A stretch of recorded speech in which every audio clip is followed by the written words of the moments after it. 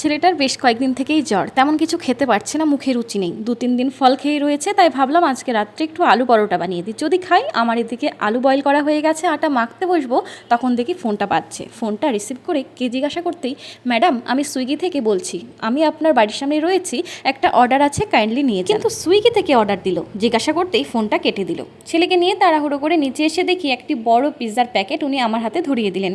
এদিকে মনে হাজারো কোশ্চেন নিয়ে পিৎজাটি হাতে নিয়ে ওপরের দিকে আসতেই আবার ফোনটা বাজলো। দেখি হাজব্যান্ডের ফোন। হ্যালো করে আমি কিছু বলার আগেই, কি পিৎজা পেয়েছো?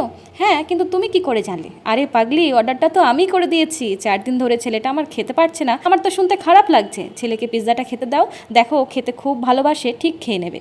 কিন্তু আমি যে এতটা আলু বয়েল করে ফেললাম, তুমি বরং ওটা দিয়ে ওর পছন্দের কোনো একটা স্ন্যাক্স বানিয়ে দুজন মিলে ছোট্টখাট্ট একটি পার্টি করে নাও।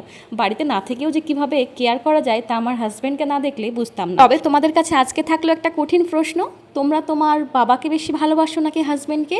জানাতে কিন্তু ভুলবে না। হ্যাঁ, যারা আমার ভিডিও বা ভয়েস নিয়ে ফেসবুক বা ইউটিউবে আপলোড করছো তারা কিন্তু সতর্ক হয়ে যাও, এরপরে কিন্তু আমি আইনি পদক্ষেপ নেব। অনেকজনকে কিন্তু আমি কমেন্টে গিয়ে রিকোয়েস্ট করেছিলাম আমার অডিও বা ভিডিও না নেওয়ার জন্য, কিন্তু তারা কিছুতেই আমার কথা শুনছে না, তারা আমাকে হালকাভাবে নিয়েছে। আর তাদের কারণে আমার ফেসবুক পেজে অনেক সমস্যা দেখা দিচ্ছে, আর ভিডিওটা আমি কষ্ট করে বানাই, তাই এবার কিন্তু আমি থামবো না।